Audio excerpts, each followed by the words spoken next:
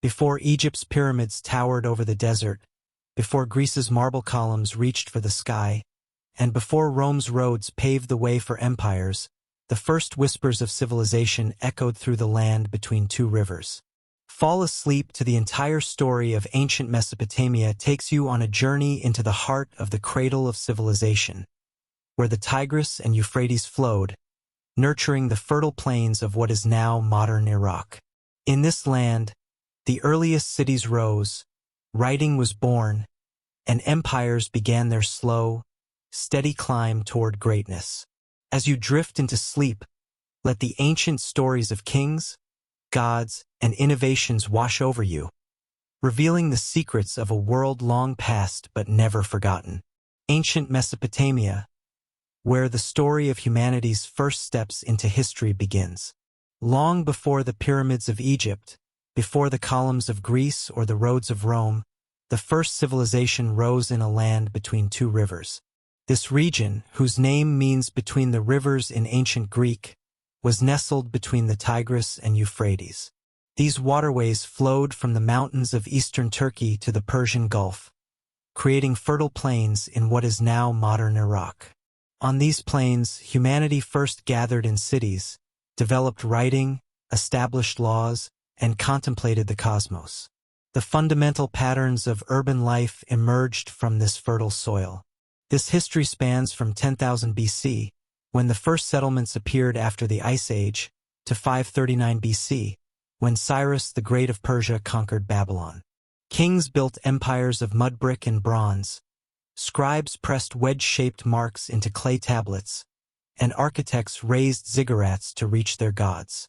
Their records, preserved in humble clay, have outlasted many grander monuments.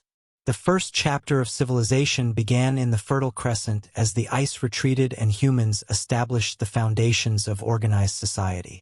As the last ice age retreated around the 10th millennium BC, the climate of Southwest Asia began to warm.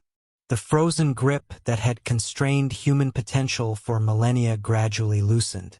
In the hills and valleys surrounding the twin rivers, small bands of hunter-gatherers noticed something remarkable: wild wheat and barley growing in abundance.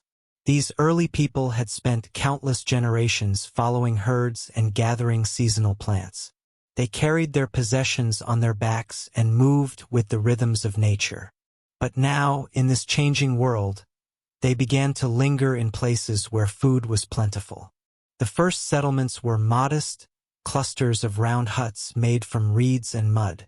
At sites like Tel Murabet and Abu Huraira in what is now northern Syria, archaeological evidence shows people beginning to establish permanent homes. They still hunted gazelle and gathered wild pistachios, but they stayed in one place season after season. In the Jordan Valley, one settlement grew into something unprecedented. Jericho, perhaps the world's oldest continuously inhabited town, emerged 11,000 years ago. Its inhabitants built stone walls not just for homes, but for protection, the first evidence of communal defense. They crafted mysterious tower structures whose purpose remains debated by archaeologists today.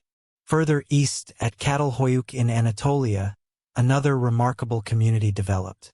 Here, people built their mud brick houses so close together that they had no streets. Residents entered their homes through holes in the roof, moving across the settlement like ants through a complex mound. But the true revolution was happening quietly in the fields. Through careful observation and selection, these early farmers began to domesticate wild grains. Plants with larger seeds and husks that didn't shatter easily were favored. Generation after generation, wild grass became cultivated wheat. The deliberate growing of food had begun. Similarly, animals once hunted became herded. The wild aurochs, fierce ancestors of modern cattle, were gradually tamed. Sheep, goats, and pigs followed. The domestication of animals provided a reliable source of meat, milk, and hides without the uncertainties of the hunt. This agricultural revolution spread gradually along the fertile arc of land, stretching from the Persian Gulf up through the river valleys and around to the Mediterranean coast. The Fertile Crescent. The transformation was not instant, but unfolded across centuries. The implications were profound. For the first time, humans could produce more food than they immediately needed. This surplus allowed some individuals to pursue crafts other than food production. Specialists emerged, potters, weavers, and toolmakers who could trade their creations for food. During the 6th millennium BC, another pivotal innovation appeared. Pottery. Though simple containers had been made from stone, wood, and woven reeds for millennia, the firing of clay created vessels that were both lightweight and watertight. Food could be stored longer, liquids could be transported easily. As crops became more productive, early farming communities discovered a new challenge. In the lowland plains between the rivers, rainfall was scarce, but the annual flooding of the Tigris and Euphrates provided rich silt for growing. The people learned to dig channels to direct this water to their fields. The birth of irrigation agriculture. By the early 5th millennium BC, small villages had grown into larger settlements across the southern alluvial plain, the land that would later be called Sumer. Sites like Eridu and Uruk began as modest farming communities, but would eventually grow into something new. True cities. The management of water became central to these developing societies. Coordinating irrigation required leadership and organization beyond the family unit. Communal projects to build canals and dikes fostered more complex social structures. With agriculture came new challenges. Food surpluses needed protection from raiders and management for lean times. Religious beliefs evolved to address the uncertainties of farming life.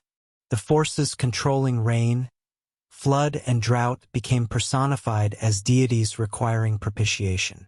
Temples began as simple shrines, but grew more elaborate. Nearly 6,000 years ago, some communities were constructing dedicated buildings where specialists, early priests, performed rituals to ensure good harvests. These temples became centers not just of worship, but of redistribution, where grain was collected and dispensed.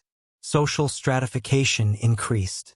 Those who controlled the surpluses gained power. Those who interpreted the will of the gods gained authority.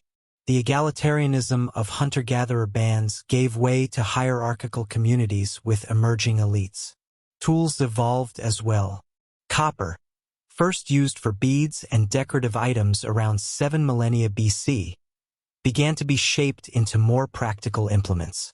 1,000 years later, metalworkers had discovered that copper mixed with tin created bronze. Harder and more durable than pure copper. The Bronze Age had begun. Trade networks expanded dramatically. Obsidian from Anatolian volcanoes was highly prized for its sharp edges and traveled hundreds of miles from its source. Lapis lazuli from distant Afghanistan found its way to temple ornaments in the southern plains. Shells from the Persian Gulf appeared in inland settlements. Toward the end of the 4th millennium BC, in the city of Uruk, another momentous development occurred. Facing the growing complexity of managing temple resources, administrators began using clay tokens to represent quantities of goods. These tokens eventually evolved into marks pressed into clay tablets. The world's first writing system. Initially, these marks were simple pictographs. Drawings representing the items being counted. A picture of a sheep meant a sheep. Multiple sheep were indicated by multiple marks. But gradually the system became more abstract. Marks came to represent not just things but sounds. The birth of true writing. By the dawn of the 4th millennium BC, the foundations of civilization as we understand it were in place. Cities with thousands of inhabitants, specialized crafts and professions, monumental architecture, complex religious institutions, social stratification, long-distance trade, and written records. The stage was set for the next chapter in this remarkable story, the rise of the Sumerians and the world's first true urban civilization. The southern alluvial plain, where the twin rivers approach the sea, became the heartland of humanity's first true civilization. Here, amid marshy deltas and fertile fields, a remarkable culture created something unprecedented in human history. A network of genuine cities, each housing thousands of inhabitants within their mud-brick walls. Uruk, perhaps the most magnificent of these early urban centers, expanded rapidly after 3500 BC. Archaeological excavations reveal a settlement that eventually covered nearly 250 hectares and may have housed up to 50,000 people at its peak. Massive defensive walls enclosed neighborhoods of densely packed houses, workshops, marketplaces, and administrative buildings. At the heart of Uruk stood its crowning architectural achievement, the White Temple. Perched atop a towering platform, this sacred structure rose like a mountain from the flat plain. Its whitewashed walls gleamed in the desert sun, visible for miles across the landscape. This platform, an early prototype of what would later develop into the classic ziggurat, demonstrated both engineering prowess and religious devotion. Other urban centers emerged across the landscape. Ur, nestled near the ancient coastline, now far inland due to millennia of silt deposition, became a bustling port city. Eridu, considered by local tradition to be the oldest city, housed a temple complex dedicated to Enki, the god of wisdom and freshwater. Lagash, Kish, Nippur, and Umma grew into powerful city-states, each with its own distinct identity, ruling dynasty, and patron deity. These cities were not simply large villages. They represented a fundamentally new form of human organization. Unlike earlier settlements, they housed diverse specialists, not just farmers, but metal workers, potters, weavers, merchants, administrators, soldiers, and priests. Each city's architecture revealed its complex social organization, with imposing temples, administrative buildings, grand houses for elites, and modest quarters for commoners. The development of monumental architecture transformed the landscape. Temples evolved from simple shrines into elaborate multi-room complexes atop massive elevated platforms. These early ziggurats, though not yet achieving the stepped pyramid form of later periods, nonetheless dominated the skyline. By 3000 BC, the city of Ur featured a temple platform over 11 meters high, requiring more than 720,000 baked bricks for its construction. The question of who directed these monumental construction projects reveals another innovation of this society: institutionalized leadership. Early governance appears to have been a form of shared authority. Councils of elders and assemblies of citizens held significant power. But religious leaders who controlled the temple resources gradually assumed greater authority, becoming priest-kings, or En in the local tongue. These early rulers derived legitimacy from their special relationship with the gods. They served as intermediaries between the divine and human realms. In times of crisis, war, flood, or drought, a temporary military leader might be appointed. These Lugal, literally meaning big man, sometimes parlayed their emergency powers into permanent kingship, gradually supplanting the authority of priests. By 2900 BC, kingship had become firmly established in most cities of the region. Kings claimed divine sanction, though not yet divine status themselves. Royal tombs from this period at Ur display extraordinary wealth. Gold vessels, elaborate jewelry, musical instruments, and the skeletons of retainers apparently sacrificed to accompany their ruler into the afterlife. Religious beliefs permeated every aspect of life in these early city-states. The pantheon included countless deities, with each city elevating its patron god or goddess to special prominence. And the sky god Enlil, the god of wind and storms, Enki, the god of water and wisdom, and Inanna, the goddess of love and war, ranked among the most powerful. The people believed these gods were much like humans in their emotions and needs, though vastly more powerful. Temples functioned as the gods' earthly dwellings, where priests performed elaborate rituals to please these divine residents. Daily offerings of food, drink, and incense sustained the deities, who might otherwise unleash flood, famine, or invasion upon neglectful worshippers. The cosmos was pictured as a flat disk with the earth at its center, covered by a vault of heaven. Below lay the underworld, a gloomy realm where the spirits of the dead existed in a shadowy half-life. Unlike later civilizations, there was no promise of paradise for the virtuous. The afterlife awaited everyone, regardless of earthly conduct, as a dimmer version of mortal existence. The understanding of the natural world blended practical observation with mythological explanation. Medical texts from this period show sophisticated knowledge of anatomy and treatments, yet attribute disease to divine displeasure or demonic influence. Similarly, advanced astronomy tracked celestial movements for agricultural and religious calendars, while interpreting unusual cosmic events as divine omens. One of the most far-reaching innovations of this culture, cuneiform writing, continued to evolve throughout this period. What began as simple pictograms for accounting gradually developed into a comprehensive writing system capable of expressing abstract concepts and recording spoken language. By 2500 BC, scribes were using about 600 different signs to write not just lists of goods, but letters, legal documents, medical texts, and literature. Literacy remained the privilege of a specialized class of scribes. Young boys from wealthy families began training in the tablet houses, their schools around age 7, studying for years to master the complex system. These scribes gained considerable status, serving as administrators, accountants, and record keepers for temples, palaces, and merchants. The language of this early civilization remains somewhat mysterious. Unrelated to the Semitic or Indo-European language families, it stands as a linguistic isolate with no known relatives. Its distinctive grammar and sound system were eventually preserved in cuneiform when later peoples adapted the writing system to their own tongues. Literature, preserved on thousands of clay tablets, reveals a rich cultural tradition. The Epic of Gilgamesh, though compiled in its classic form during a later period, originated in tales about a historical king of Uruk who ruled around 2700 BC. This remarkable story follows its hero's quest for immortality after the death of his beloved friend, ultimately concluding that death is humanity's inevitable fate.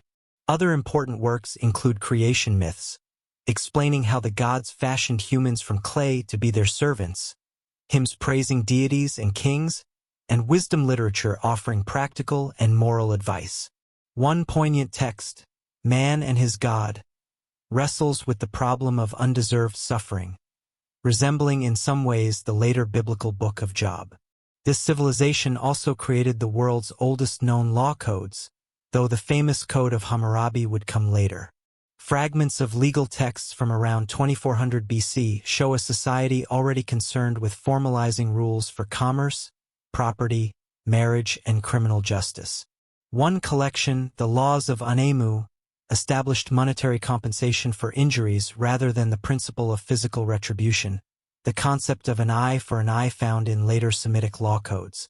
Economic life in these ancient cities revolved around the temples and palaces, which controlled vast agricultural estates. Temples employed thousands of workers to farm their lands, tend livestock, and produce textiles. These institutions developed sophisticated accounting systems, tracking income, expenditures, loans, and interest payments. Private commerce also flourished. Merchant families conducted trade expeditions to distant lands, exchanging grain, textiles, and manufactured goods for timber, metals, and luxury items. By the middle of the 3rd millennium BC, trade networks extended to the Indus Valley Civilization in what is now Pakistan, to the highlands of Iran and Afghanistan, to Anatolia and down the Persian Gulf. Technological innovation accelerated during this period. The potter's wheel, appearing around 3500 BC, revolutionized ceramic production. Wheeled vehicles, first evidenced around 3200 BC, transformed transportation. Bronze metallurgy advanced significantly, producing stronger tools and weapons. Mathematical knowledge grew more sophisticated, developing a sexagesimal number system based on units of 60, whose legacy survives in our 60-minute hours and 360-degree circles. While the urban revolution transformed society, most people remained farmers, living in the countryside or in the shadow of city walls. Their agricultural techniques became increasingly sophisticated. They developed specialized plows, irrigation systems with regulatory gates and levees, and methods for combating the increasing salinization of over-irrigated fields. The social hierarchy grew more complex as cities expanded. At the top stood kings, priests, and nobles. Below them ranked the professionals, scribes, merchants, and master craftsmen. The bulk of the urban population consisted of ordinary craft workers, laborers, and servants.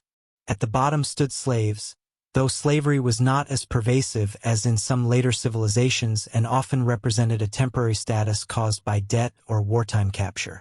Women in this society held more rights than in many later civilizations. They could own property, operate businesses, and even serve as scribes or priestesses, though the highest religious and political offices remained male domains. Marriage was arranged by families, typically with a bride price paid to the woman's parents. Divorce was possible for both partners under certain circumstances, though men had greater freedom in this regard. The city-states of this region existed in a near-constant state of competition and conflict. Disputes over water rights, boundary lines, and trade routes frequently escalated into warfare.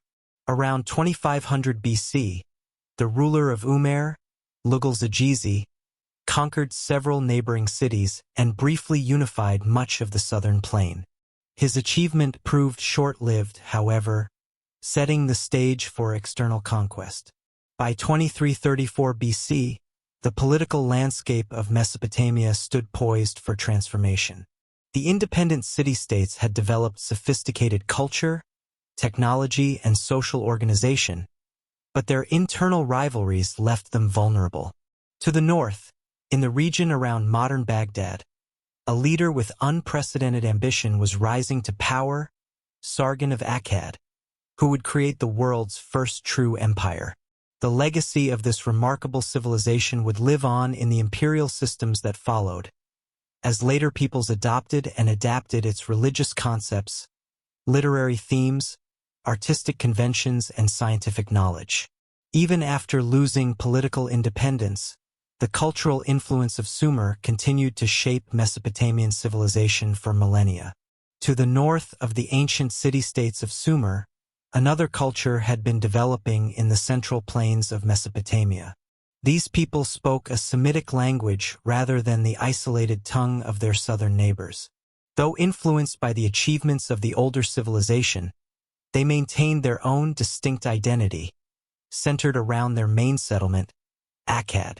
The exact location of Akkad remains unknown to modern archaeologists, but it likely stood somewhere near present-day Baghdad. From this city would emerge a figure whose ambitions would transform the political landscape of the ancient world, Sargon, whose name means the true king in his native language. The origins of Sargon are shrouded in legend. According to his own inscriptions, he was born to humble beginnings, the son of a gardener or date palm cultivator. A later tradition claimed he was a foundling, set adrift in a reed basket on the Euphrates River, much like the biblical Moses would later be portrayed. Whatever his true background, Sargon began his career as a cupbearer to the king of Kish, an important northern city-state. From this modest position at court, Sargon demonstrated remarkable political and military skills. Around 2334 BC, he seized power in Kish through circumstances now lost to history. Having established this initial base of power, he turned his attention southward toward the wealthy cities of the southern plain. Lugal-Zagizi, the ruler from Umma who had briefly united many southern cities under his control, became Sargon's chief rival. Their clash represented more than a mere power struggle between ambitious leaders. It was a confrontation between two different models of state organization. Lull sought to maintain the traditional city-state system with himself as paramount ruler, while Sargon envisioned something revolutionary, a unified territorial state under direct central control. In a series of military campaigns, Sargon defeated Lull and the allied forces of the southern cities. One inscription claims he washed his weapons in the sea, suggesting his armies reached the Persian Gulf. The victorious northern ruler then instituted a radical new approach to governance. Instead of allowing conquered cities to maintain their autonomy under local dynasties who paid tribute, he removed their rulers and installed loyal officials, often members of his own family, as governors. This administrative innovation marked the birth of the world's first true empire, a multi-ethnic state with centralized authority extending over a vast territory. At its height, this empire stretched from the Persian Gulf to the Mediterranean Sea, encompassing not only Mesopotamia but parts of modern-day Syria, Turkey, and Iran. To bind this diverse realm together, Sargon implemented several unifying strategies. He established his native tongue as the official imperial language for administration. He standardized weights and measures to facilitate trade and taxation throughout the empire. Perhaps most importantly, he created a standing professional army, reportedly numbering 5,400 men who ate bread daily before him. This military force, loyal to the ruler rather than to local cities or leaders, provided the coercive power necessary to maintain imperial control. The empire's economic foundations rested on agricultural surplus extracted as taxes, control of vital trade routes, and the wealth of conquered cities. Trade expanded dramatically under imperial security, with caravans and ships carrying goods across unprecedented distances. Merchants from the empire ventured as far as the Indus Valley in modern Pakistan and into Central Asia in search of precious materials like lapis lazuli, carnelian, and tin. For the common people, this imperial system brought both benefits and burdens. Imperial peace and standardization facilitated commerce and cultural exchange. New irrigation works increased agricultural productivity in some regions. However, taxation was heavy and labor could be conscripted for massive building projects or military campaigns. Rebellions were punished harshly, with city walls demolished and populations sometimes relocated. Sargon ruled for approximately 56 years, according to later king lists, though this may include the reigns of some of his successors. His long reign provided the stability needed for imperial institutions to take root. When he died around 2279 BC, he left behind a transformed political landscape. The age of independent city-states had given way to the age of empires. His successors faced the perennial challenge of imperial rulers, maintaining control over diverse territories with different languages, cultures, and local interests. Rimush and Manastushu, Sargon's sons, spent much of their reigns suppressing revolts. Both died violently, possibly assassinated after relatively short reigns. Naram-Sin, Sargon's grandson, proved to be the most capable ruler of the dynasty after its founder. Ascending to the throne around 2254 BC, he further developed imperial administration and embarked on ambitious military campaigns. In response to a massive rebellion of several major cities, he demonstrated both military skill and ruthlessness, crushing the opposition and rebuilding his grandfather's empire. After these victories, Naram-Sin took an unprecedented step in Mesopotamian politics. He declared himself a god. Previous rulers had claimed to be divinely appointed or to rule on behalf of the gods, but Naram-Sin had his name written with the divine determinative, the cuneiform sign indicating a deity. Official art depicted him wearing the horned crown traditionally reserved for gods. This elevation of the ruler to divine status reflected both the extraordinary power of the imperial office and perhaps a strategy to strengthen loyalty in a multi-ethnic realm where local religious traditions varied. Naram-Sin's reign represented the zenith of imperial power. His famous victory, style, discovered at Susa in modern Iran, depicts him as a heroic figure, physically larger than his soldiers and trampling defeated enemies. The artistic conventions established during this period, showing the ruler as superhuman in scale and achievements, would influence royal iconography throughout the ancient Near East for centuries to come. Despite these impressive achievements, cracks were appearing in the imperial edifice. Maintaining control over such vast territories with ancient transportation and communication technology proved increasingly difficult. Provincial governors, often members of the royal family, developed their own power bases. The costs of constant military campaigns to suppress rebellions strained the economy. External pressure also intensified during this period. Inscriptions from Naram-Sin's reign mention conflicts with mountain peoples called the Gudi, who raided from the Zagros Mountains to the east. From the northwest, the power of Ibla in Syria presented another challenge to imperial control. After Naram-Sin's death around 2218 BC, his son, Shah Kalashari, inherited these mounting problems. Though a capable ruler who maintained imperial power for a time, the centrifugal forces pulling at the empire proved too strong. Provincial areas broke away, external enemies pressed in, and economic troubles deepened. A later text dramatically describes these troubled times. Who was king? Who was not king? Suggesting a period of disputed succession and fragmented authority. This time of confusion lasted until approximately 2154 BC, when the last nominal ruler of the dynasty was overthrown, bringing the empire to its end.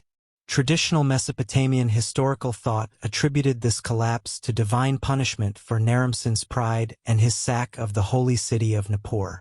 Modern historians identify more concrete factors: the ecological strain of intensive agriculture, the administrative challenge of controlling vast territories, economic difficulties, and the constant pressure of surrounding peoples. After the fall of the empire, various successor states emerged across the region. In the southern cities, local rulers reasserted their independence. In the north, the Gudi mountain people from the Zagros range established control over parts of the former imperial heartland. The cultural impact of this first empire outlasted its political structures. The fusion of northern and southern traditions created a blended Mesopotamian culture that would influence the region for centuries. The imperial ideal, a unified state under a single ruler, became a recurring aspiration for ambitious leaders. The prestige of Sargon's dynasty remained so powerful that later rulers, including Assyrian kings nearly 2,000 years later, would claim connection to this first empire to legitimize their own rule. Even in decline, the accomplishments of this pioneering imperial state left an indelible mark on history.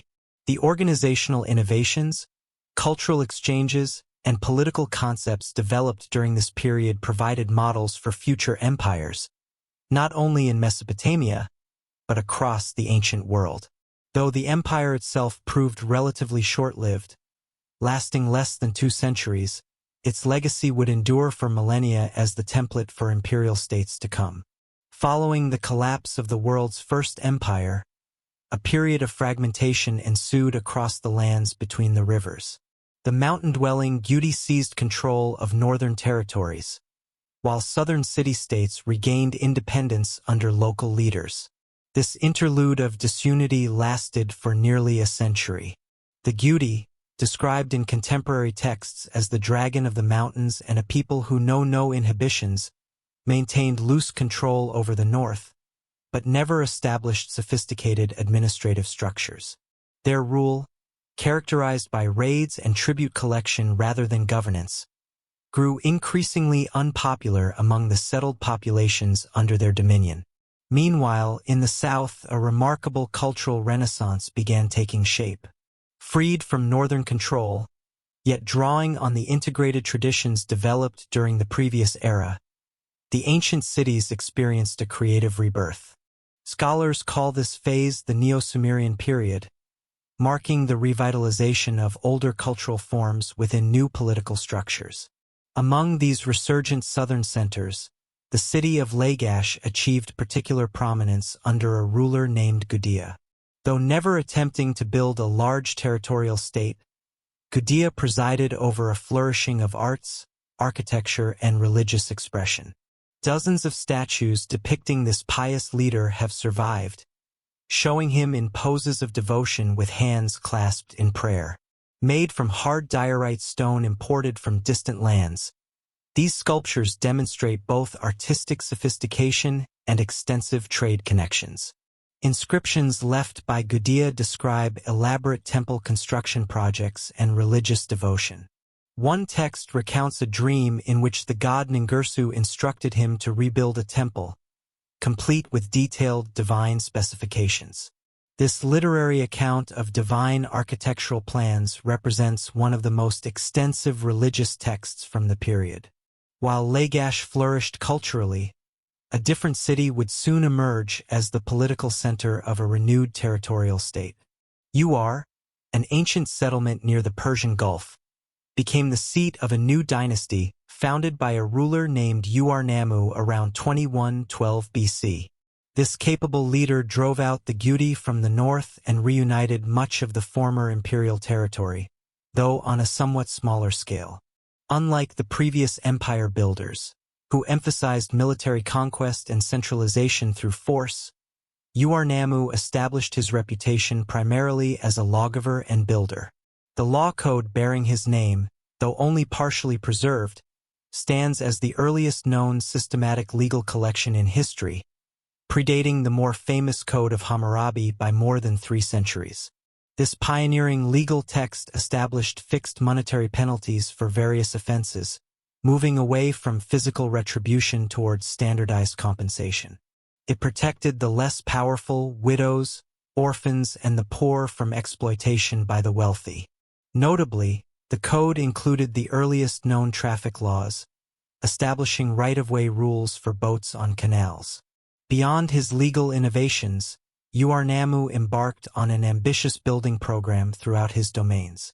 His most visible achievement was the construction of monumental ziggurats, massive step temples rising toward the heavens.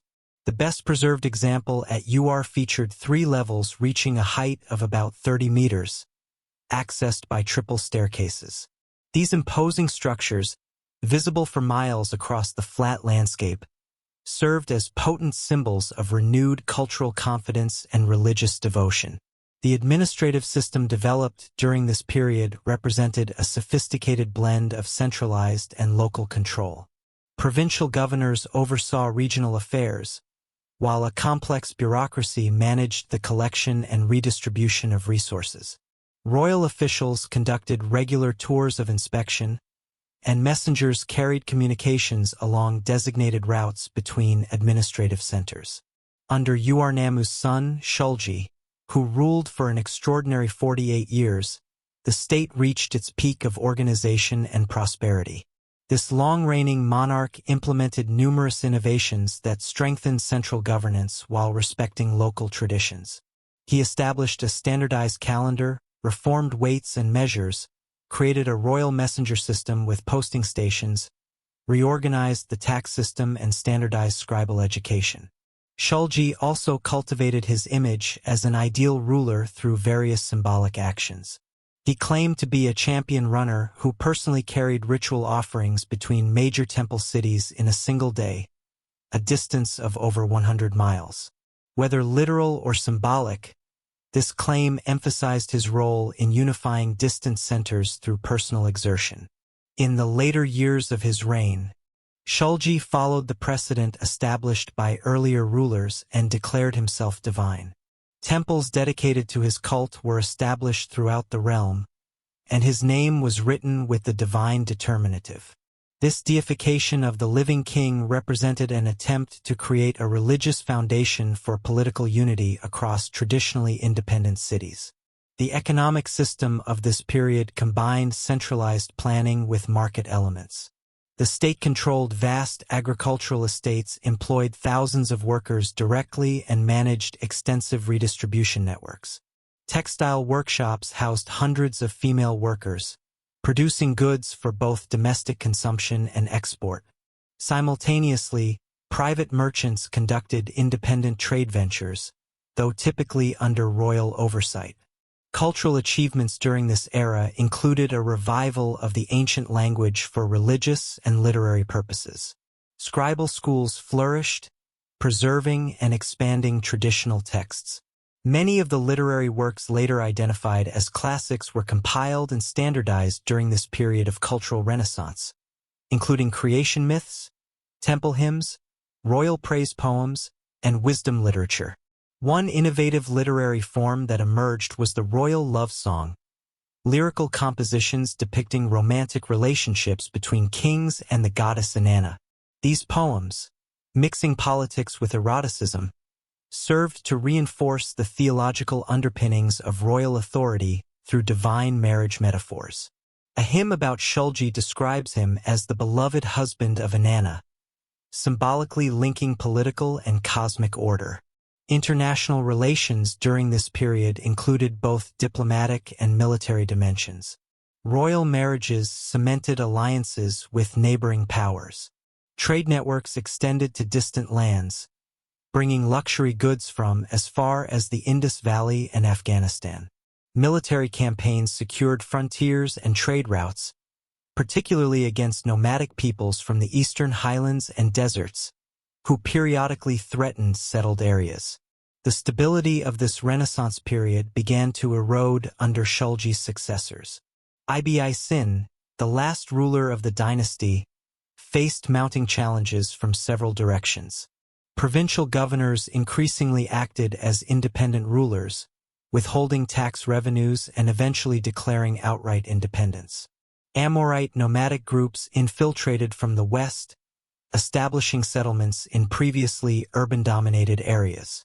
Most critically, the ancient irrigation systems that sustained the agricultural heartland faced a combination of drought conditions and the cumulative effects of salinization, a process where repeated irrigation in an arid climate leads to salt buildup in the soil, gradually reducing fertility.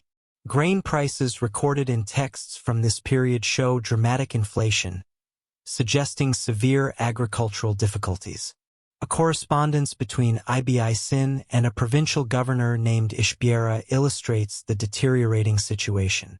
The governor reports being unable to deliver grain shipments due to threats from enemies, likely both external nomadic groups and internal rebellious elements. Eventually, Ishbiera established himself as an independent ruler in the city of Ibn Sin, effectively seceding from the unified state. The final blow came from an external power. The neighboring state of Elam, centered in what is now southwestern Iran, had grown increasingly powerful. Around 2004 BC, Elamite forces allied with other enemies of the regime captured Ur itself. The city was pillaged, its ziggurat desecrated, and Ibn Sin taken captive to Elam, where he presumably died in exile. A contemporary lament describes the fall of Ur in poignant terms. The city has been defiled. Its people live like ghosts. The treasuries have been pillaged. Corpses float in the Euphrates, which once brought life. This literary work, combining historical report with theological interpretation, viewed the destruction as divine punishment for human failings. Though politically devastating, the fall of Ur did not erase the cultural achievements of this Renaissance period. The legal concepts, literary works, administrative techniques, and architectural forms developed during this creative era would continue to influence Mesopotamian civilization for centuries to come. As one era ended, the stage was set for new political configurations in the land between the rivers. After the collapse of the Ur dynasty, political power in Mesopotamia fragmented among numerous competing city-states. No single center could establish dominance, resulting in a patchwork of small kingdoms vying for control of trade routes, water access, and agricultural lands. This period of division, lasting nearly a century, saw the emergence of several notable regional powers, including Isin, Larsa, Eshnunna, and Mari. A significant demographic shift accompanied this political fragmentation. Semi-nomadic peoples, known as Amorites, originally from the Syrian desert regions, had been gradually infiltrating the settled lands of Mesopotamia for generations. Speaking a Western Semitic language, different from both the ancient Southern tongue and the Eastern Semitic dialect of the First Empire, these newcomers established dynasties in several cities. One such Amorite leader, named Sumuabum, established himself in a previously minor settlement called Babylon around 1894 BC.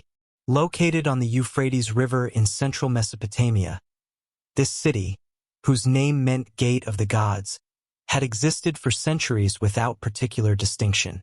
Under its new ruling house, however, it would gradually rise to unprecedented prominence.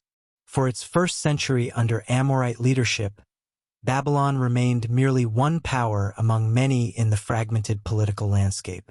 The city's first 5 rulers expanded their territory gradually, building fortifications, temples, and irrigation works to strengthen their modest kingdom. Still, other cities like Larsa and Ison commanded greater resources and prestige during this early phase.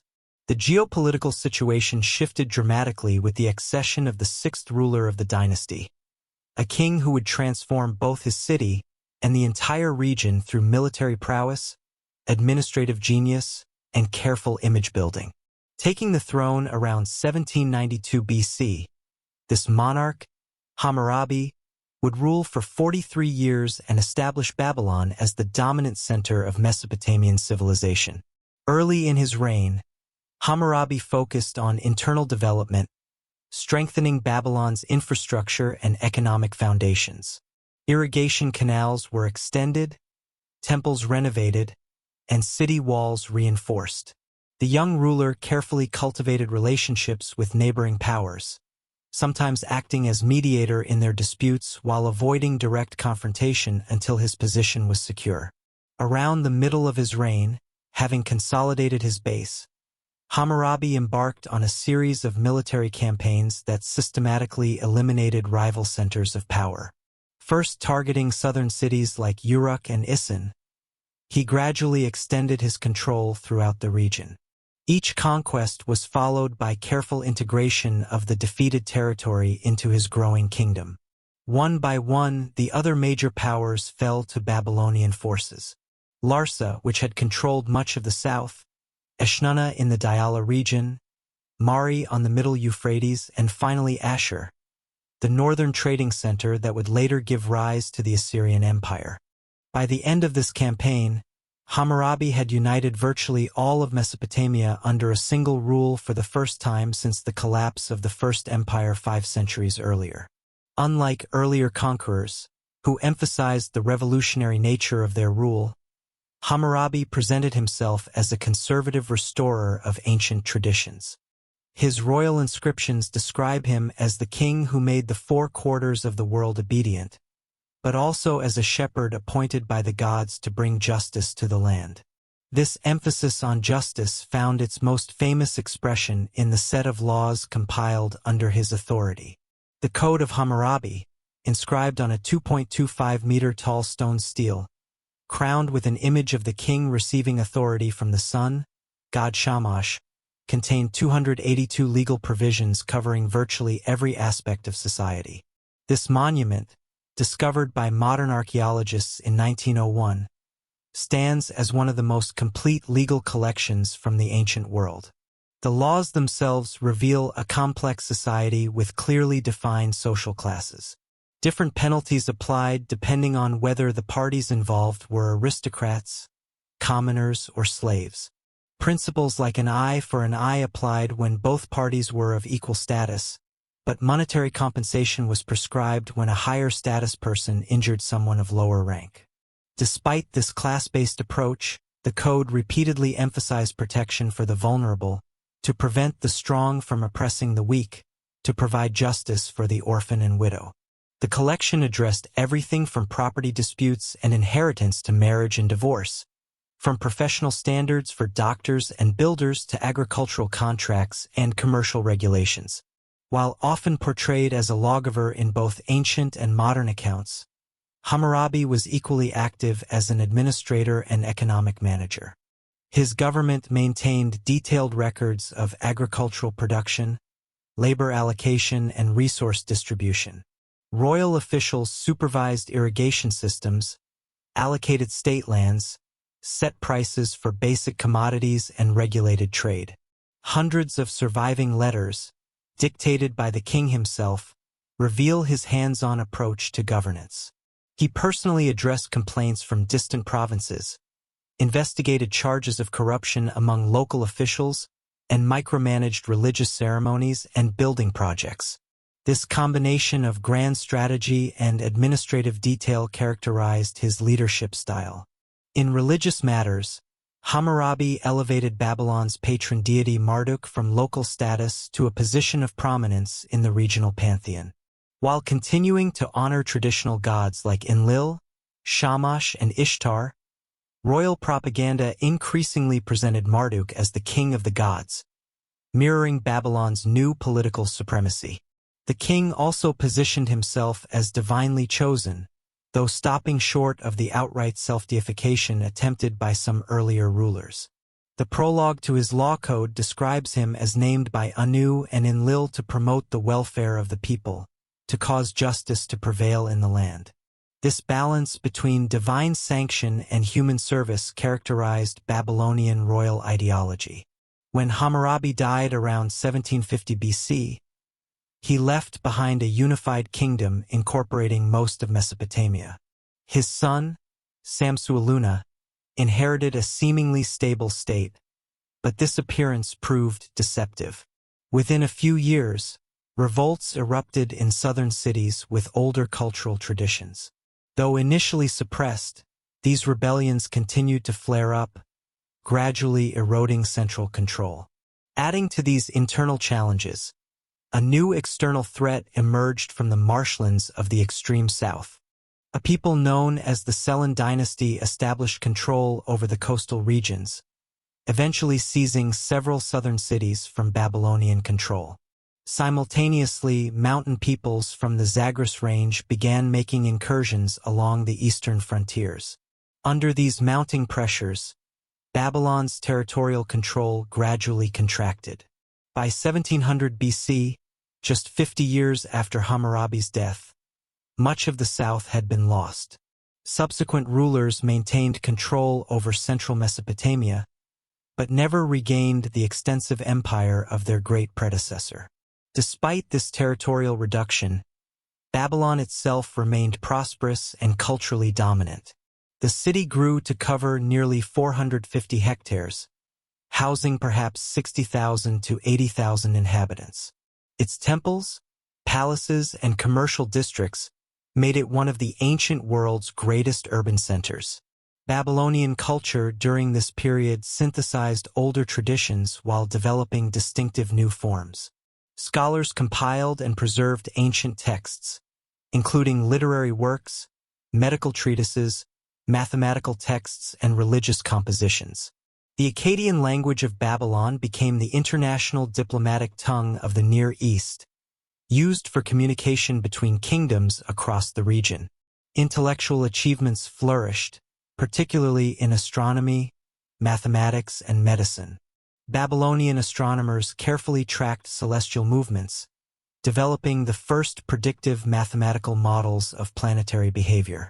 Mathematicians worked with an advanced numeral system that permitted complex calculations, including operations with fractions, solving of quadratic equations, and early approximations of irrational numbers like the square root of 2. This creative period continued for nearly 2 centuries after Hammurabi. Despite the gradual reduction in Babylon's territorial control, the dynasty maintained political stability within its core regions, and cultural influence extended far beyond political boundaries. The end came suddenly and catastrophically. Around 1595 BC, a completely unexpected threat appeared from far to the north. The Hittites, an Indo-European-speaking people based in central Anatolia, modern Turkey, had been building their own kingdom far from Mesopotamian centers. Under an ambitious ruler named Mursalai I, Hittite forces marched over 500 miles from their homeland in a raid of unprecedented scale. The Babylonians, focused on traditional threats from the east and south, were utterly unprepared for this northern attack. The Hittites breached Babylon's defenses, plundered its treasures, and overthrew the ruling dynasty that had governed for 3 centuries. After this devastating raid, the Hittites withdrew to their Anatolian homeland, apparently satisfied with booty rather than occupation. Into the power vacuum left by this shocking attack stepped another group that had been gradually increasing their influence in northern Mesopotamia, the Kassites. Originally from the Zagros Mountains, these people had been serving as mercenaries and settling in Babylonian territory for generations. After the Hittite raid, a Kassite leader seized the Babylonian throne, establishing a new dynasty that would rule for an extraordinary 400 years. Though politically transformative, the Hittite attack and Kassite takeover did not disrupt cultural continuity. The newcomers adopted Babylonian religion, language, and customs. They preserved and continued administrative practices, literary traditions, and architectural styles. Many later Mesopotamians would look back on the era of Hammurabi as a golden age, a time when justice prevailed and the region stood united under enlightened rule from the city that would remain its cultural heart for millennia to come. After the dramatic Hittite raid that toppled the dynasty of Hammurabi, a new group assumed control of Babylon and its territories. The Kassites, originally mountain dwellers from the Zagros range to the east, had been gradually integrating into Mesopotamian society for generations, serving as mercenaries, settling in rural areas, and adopting local customs. Seizing the opportunity created by the power vacuum, a Kassite leader named Agum II claimed the throne, establishing what would become the longest ruling dynasty in Mesopotamian history. Unlike previous conquerors who imposed dramatic changes, these newcomers embraced the cultural and religious traditions of the land they now ruled. They adopted the titles, gods, and administrative practices of their predecessors. Under their governance, the region experienced remarkable stability, with the Kassite dynasty maintaining control for nearly 4 centuries, from approximately 1595 to 1155 BC. Little is known about the early decades of Kassite rule, as contemporary records are sparse. By the mid-15th century BC, however, historical documentation becomes more abundant, revealing a kingdom that, while smaller than Hammurabi's empire, maintained control over the Babylonian heartland and conducted sophisticated diplomatic relations with neighboring powers. The political landscape of the Near East had transformed dramatically during this period. No single power dominated the region. Instead, several major kingdoms coexisted in what historians call the Club of Great Powers, a system of balanced rivalries and alliances that maintained regional stability. Alongside the Kassite rulers of Babylon stood the new kingdom of Egypt, the Hittite Empire in Anatolia, the Mitanni Kingdom in northern Syria, and later, the Middle Assyrian Kingdom. International relations among these powers followed established diplomatic protocols. Royal letters written on clay tablets in the Akkadian language, the diplomatic lingua franca of the era, addressed foreign rulers as brother, suggesting nominal equality. Royal marriages cemented political alliances, with princesses sent to foreign courts accompanied by elaborate dowries. Merchants and ambassadors traveled established routes between capitals, facilitating both trade and diplomacy. The Amarna letters, a diplomatic archive discovered in Egypt, includes correspondence between Kassite kings and Egyptian pharaohs, revealing the complex balance of cooperation and competition that characterized international relations. One Kassite ruler complained to Pharaoh Amenhotep III that the gold sent as a diplomatic gift was insufficient. "Gold in your country is as common as dust," he wrote, requesting more generous offerings to fund his building projects. Within their realm, Kassite monarchs ruled through an administrative system adapted from earlier models, but with distinctive innovations. They introduced a new approach to land management, granting large estates to loyal supporters through officially documented Kaduru stones, boundary markers inscribed with the grant's details and divine symbols, invoking curses on anyone who might violate the arrangement. This system created a form of feudal relationship between the crown and a class of landed nobility. Religious practices reflected both continuity and evolution. Traditional Mesopotamian deities remained central to state cult, but the Kassites introduced some of their own gods into the pantheon. They paid particular attention to cosmic deities associated with celestial bodies, contributing to the development of increasingly sophisticated astronomical observations. The intellectual achievements of this era were significant despite limited military expansion. Scribal schools preserved and elaborated older literary traditions. Scholars compiled comprehensive lists organizing knowledge about everything from divine names to medical diagnoses, from legal precedents to grammatical forms. These systematic collections represented early attempts at encyclopedic knowledge organization. Astronomical observation became increasingly precise during this period. Court astrologers tracked planetary movements to identify omens relevant to royal decisions. These observations, initially driven by divinatory purposes, accumulated into datasets that would eventually enable mathematical prediction of celestial events. The zodiacal system, dividing the ecliptic into 12 segments named for constellations, began taking recognizable form during this era.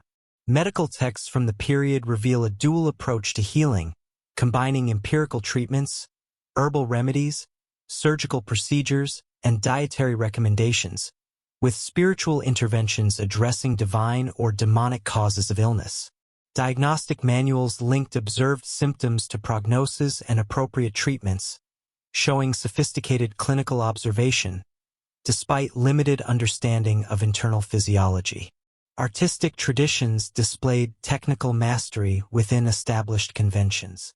The distinctive Kassite style in cylinder seals featured precisely carved figures with elaborate detail. Monumental art continued earlier traditions while incorporating subtle new elements from various cultural influences. Glass production reached new levels of sophistication, with colorful vessels created for luxury markets. Babylon itself flourished as the administrative and cultural center of the kingdom. Though smaller than during its imperial height under Hammurabi, the city remained a magnificent urban center with impressive temples, bustling markets, and diverse neighborhoods.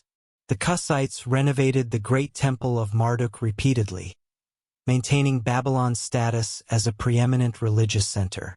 Throughout their long reign, the Kassite rulers maintained generally peaceful relations with neighboring powers, preferring diplomacy to military conquest. When conflicts did arise, they typically involved frontier regions or responded to external aggression rather than representing expansionist ambitions.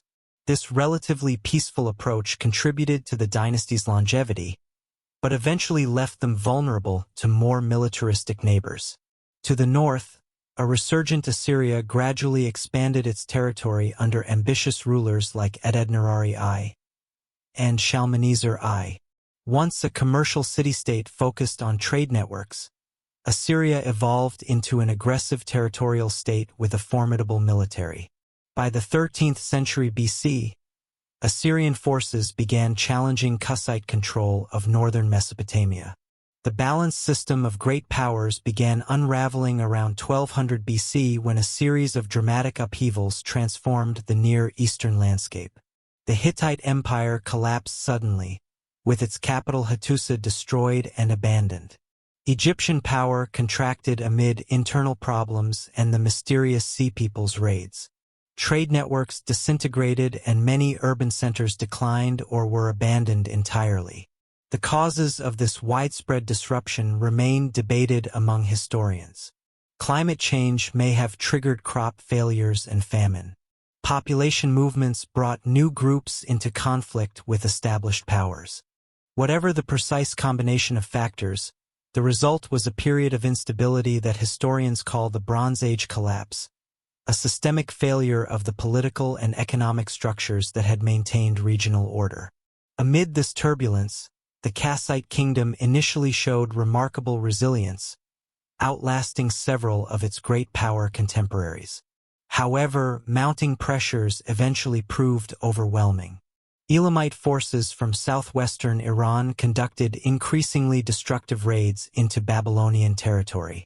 The Elamite king Shutruk-Nahunti led a devastating campaign around 1160 BC, capturing important cities and carrying off cultural treasures, including the victory stele of Naram-Sin and the law code of Hammurabi. This Elamite invasion fatally weakened Kassite control. A native Babylonian dynasty, originating from the ancient southern city of Isin, seized power around 1155 BC, ending 4 centuries of Kassite rule. The second dynasty of Isin attempted to restore Babylonian greatness through renewed building projects and aggressive campaigns against Elam, achieving some success under kings like Nebuchadnezzar the Firm, who recovered stolen divine statues and cultural artifacts. Despite the political transition, cultural continuity persisted.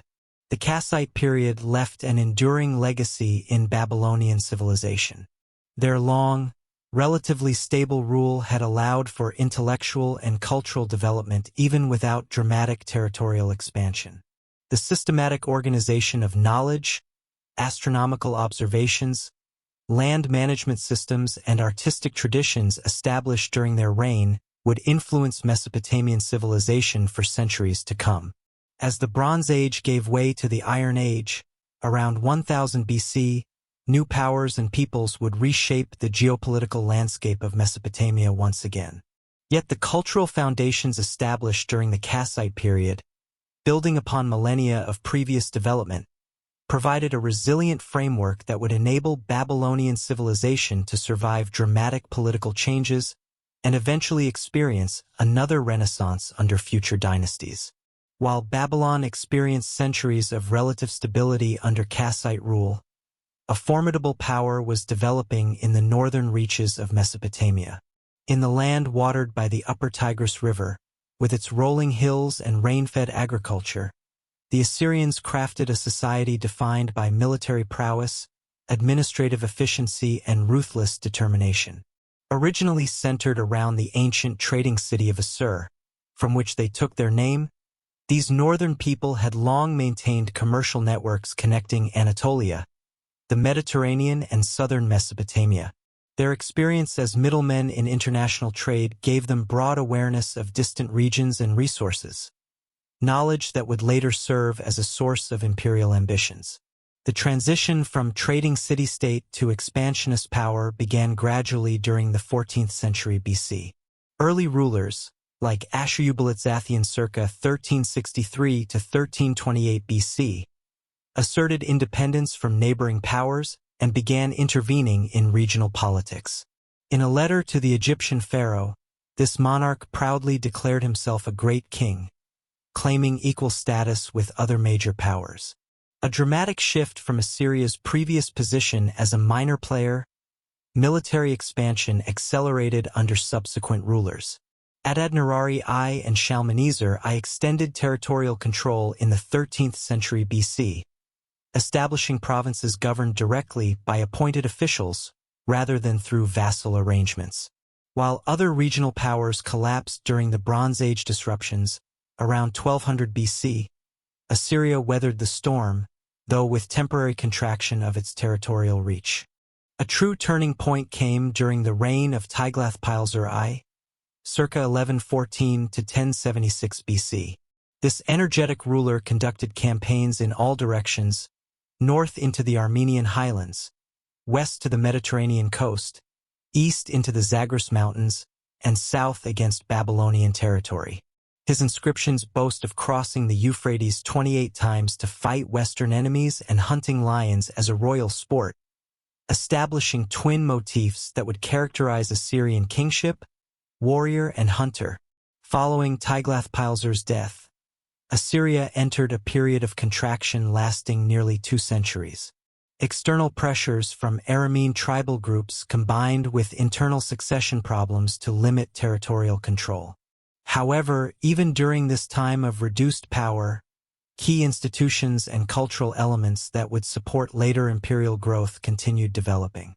The foundations for extraordinary imperial expansion were laid during the 9th century BC. Three rulers stand out as architects of Assyrian resurgence: Ashurnasirpal II, Shalmaneser III, and Shamshadad V. Under their leadership, the mechanisms of empire were systematically developed and refined. Ashurnasirpal II, 883 to 859 BC, established a new capital at Kalhu, modern Nimrud, constructing a magnificent palace decorated with stone reliefs glorifying royal achievements. These visual narratives, portraying military conquests, royal hunts, and religious ceremonies, created a powerful propaganda tool that subsequent rulers would expand. The inauguration of this palace complex was celebrated with a banquet reportedly hosting 69,574 guests over 10 days, an extraordinary display of wealth and organizational capacity. Military innovations transformed the Assyrian army into an unstoppable force.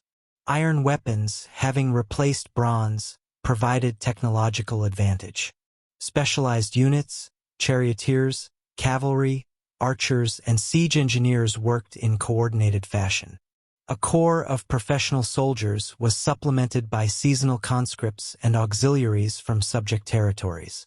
Logistics received particular attention, with carefully planned supply chains supporting operations in distant regions. Administrative systems matched military sophistication. Conquered territories were organized into provinces governed by appointed officials answerable directly to the king. Local nobles from newly integrated regions might be incorporated into the imperial structure, but their sons were often brought to the Assyrian capital for education and as hostages, ensuring their father's loyalty. Road networks, way stations, and messenger systems facilitated rapid communication throughout the realm. Perhaps most notorious was the calculated use of terror as a political tool. Royal inscriptions and palace reliefs explicitly depicted extreme punishments inflicted on rebels: flaying, impalement, and mass executions. Cities that resisted were razed, their populations deported to distant parts of the empire. While undoubtedly exaggerated for propaganda purposes, these accounts reflect a deliberate strategy of psychological warfare intended to discourage resistance. The empire expanded dramatically under Tiglath-Pileser III 745 to 727 BC, a usurper who seized the throne and implemented sweeping reforms. He reorganized the provincial system, breaking larger provinces into smaller units to prevent governors from accumulating too much power. He expanded the practice of mass deportation, moving conquered populations throughout the empire to disrupt local identities and resistance potential. He also reformed the military, creating a larger standing army, less dependent on seasonal conscripts. Under Tiglath-Pileser III and his successors, particularly Sargon II, Sennacherib, and Esarhaddon, the empire reached unprecedented size, eventually encompassing most of the Middle East, from western Iran to central Egypt, from the Persian Gulf to central Anatolia. This vast territory incorporated diverse environments, economies, and populations, presenting enormous administrative challenges. The relationship between Assyria and Babylon illustrates the evolution of imperial strategy. Early Assyrian kings had treated Babylon with respect due to its ancient cultural prestige. Tiglath-Pileser III took the traditional approach of being crowned separately as king of Babylon under a different throne name. His son Shalmaneser V maintained this practice. When Sargon II usurped the throne in 722 BC, he continued the dual monarchy approach. His son Sennacherib, however, grew frustrated with repeated Babylonian rebellions supported by Elam. After suppressing multiple uprisings, Sennacherib lost patience in 689 BC and ordered the complete destruction of Babylon, a shocking decision given the city's religious and cultural significance. Irrigation systems were destroyed, temples demolished, and divine statues carried off to Assyria. The sacred image of Marduk, Babylon's patron deity, was held hostage in Assyria, preventing proper religious ceremonies. This radical approach proved counterproductive, generating religious horror throughout the region and within Assyria itself. Sennacherib's assassination in 681 BC, reportedly while praying in a temple, was widely interpreted as divine punishment for his sacrilege against Babylon. His son Esarhaddon reversed this policy completely, ordering the full reconstruction of Babylon as one of his first royal acts. This pragmatic ruler recognized that ideology and religious respect could be more effective than brutality in maintaining control. Esarhaddon's inscriptions emphasize his role as restorer and builder, rather than destroyer. He carefully maintained distinct cultural identities for Assyria and Babylonia, while keeping both under his control.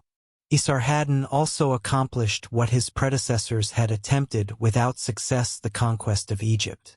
In 671 BC, Assyrian forces captured Memphis, ancient capital of Lower Egypt, and established control over the Nile Delta region.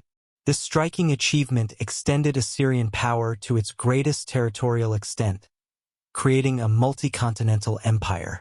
The final major Assyrian ruler, Ashurbanipal 668 to 627 BC, presided over the empire at its cultural and territorial peak.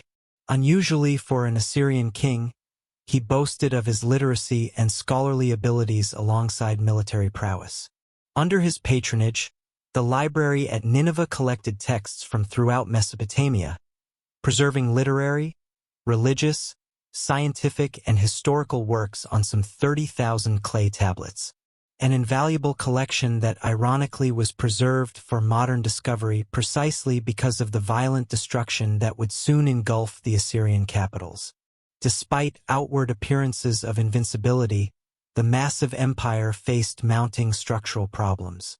Controlling such vast territory required enormous military and administrative resources. Constant warfare, though generating plunder and tribute, strained manpower and economic sustainability. Subject populations, repeatedly relocated and exploited, harbored deep resentment toward Assyrian rule. The system maintained momentum under Ashurbanipal's strong leadership, but his death around 627 BC revealed the fragility beneath the impressive imperial facade. Succession disputes weakened central authority at precisely the moment when external threats were mounting. Babylon, under a Chaldean dynasty led by Nabopolassar, declared independence in 626 BC. Initially, this revolt seemed like just another of the periodic Babylonian rebellions that Assyrian forces had suppressed many times before. However, Nabopolassar proved an exceptionally determined and capable leader. Even more dangerously for Assyria, he formed an alliance with the Medes, an Iranian people who had developed a powerful kingdom in the Zagros Mountains. This Babylonian-Median alliance attacked the Assyrian heartland directly, targeting the great cities that had served as imperial capitals. Ashur fell in 614 BC, followed by Nineveh in 612 BC after a 3-month siege. The magnificent palaces and temples were put to the torch. Their walls toppled, their treasures looted. A remnant Assyrian court established at Haran held out briefly, but by 609 BC, Assyrian independence had been completely extinguished. The fall of Assyria was as dramatic as its rise. An empire that had dominated the Near East for centuries vanished with such finality that within 2 generations, the great capital cities lay abandoned, their once magnificent buildings reduced to overgrown mounds. The prophet Nahum's exultant description of Nineveh's fall, "Woe to the city of blood full of lies," reflected the deep hatred Assyria's imperial practices had engendered among subject peoples. Yet even in destruction, Assyria left an enduring legacy. The imperial systems developed to control vast territories provided models for subsequent empires. The network of roads, administrative centers, and communication systems created military and economic integration across previously fragmented regions. The practice of gathering and preserving knowledge from throughout the empire saved countless cultural and literary works for posterity. And perhaps most importantly, the Assyrian Empire represented the first successful attempt to create a genuinely international political order, encompassing numerous peoples, languages, and traditions under unified governance. A complex achievement despite the brutality of its methods. From the ashes of Assyrian domination arose a revitalized Babylonian state that would create one final magnificent chapter in Mesopotamian civilization. The Neo-Babylonian or Chaldean Empire, though lasting less than a century, achieved such cultural splendor and historical significance that it permanently secured Babylon's place in the world's imagination. The foundation for this renaissance was laid by Nabopolassar, a leader from the Chaldean tribal groups that had settled in southern Mesopotamia. Taking advantage of Assyria's weakening grip, he declared independence in 626 BC and gradually consolidated control over the southern regions. His strategic alliance with the Medes provided the military strength needed to challenge Assyrian dominance directly, leading to the dramatic fall of Nineveh in 612 BC. With Assyria's collapse, Nabopolassar faced the challenge of rebuilding a state that had experienced centuries of foreign domination. He began reconstruction projects in major cities, reorganized administrative systems, and balanced competing interests among traditional Babylonian urban elites and his own Chaldean tribal supporters. By the time of his death in 605 BC, he had established a stable foundation upon which his son would build an extraordinary legacy. That son, Nebuchadnezzar II, would become the defining figure of this era, a monarch whose 43-year reign transformed Babylon into the most magnificent city in the ancient world. Taking the throne upon his father's death, the young king had already demonstrated military prowess as a crown prince, leading armies against Egyptian forces attempting to fill the vacuum left by Assyria's fall. Nebuchadnezzar's early campaigns secured the western territories of the former Assyrian Empire, extending Babylonian control through Syria and Palestine to the Egyptian border. His fateful siege of Jerusalem in 597 BC, followed by a more devastating conquest in 587 BC, led to the destruction of the Hebrew Temple and the exile of the Judean elite to Babylon, a pivotal event in Jewish history described poignantly in biblical texts and remembered in the famous lines, "By the rivers of Babylon, there we sat down and wept when we remembered Zion." Having secured his borders through decisive military action, Nebuchadnezzar turned his primary attention to internal development and monumental construction projects. The wealth flowing into imperial coffers from tribute, trade, and agriculture funded an ambitious building program that would transform Babylon into a wonder of the ancient world. The city was already ancient, with a history stretching back nearly 2 millennia. But Nebuchadnezzar reimagined it on an unprecedented scale. Massive new walls, reportedly so thick that a 4-horse chariot could turn around on their top, encircled an urban expanse of more than 850 hectares. A network of canals and quays managed water flow from the Euphrates, which ran through the heart of the city. Wide processional ways, paved with limestone and decorated with glazed brick reliefs of lions, dragons, and bulls connected the major religious and administrative centers. Most spectacular of all was the temple complex dedicated to Marduk, Babylon's patron deity. At its heart stood the ziggurat Etemenanke, rising in 7-colored tiers to a height of over 90 meters, the likely inspiration for the biblical Tower of Babel. Beside it stood Isagila, the main temple housing the golden statue of Marduk, and treasures accumulated from conquered regions. The royal palace complex matched the temples in grandeur. Multiple courtyards, audience halls, and administrative buildings formed a city within the city. Here, according to Greek tradition, Nebuchadnezzar built the famous hanging gardens, irrigated terraces filled with exotic plants and trees, supposedly to comfort his Median wife, who missed the greenery of her mountainous homeland. While archaeological evidence for these gardens remains elusive, The very fact that they became one of the 7 wonders of the ancient world demonstrates Babylon's powerful grip on the imagination of subsequent civilizations. The annual New Year's festival, Akitu, represented the pinnacle of Babylonian religious and political theater. During this 11-day celebration, the creation epic Enuma Elish was recited, recounting Marduk's victory over primordial chaos and establishment of cosmic order.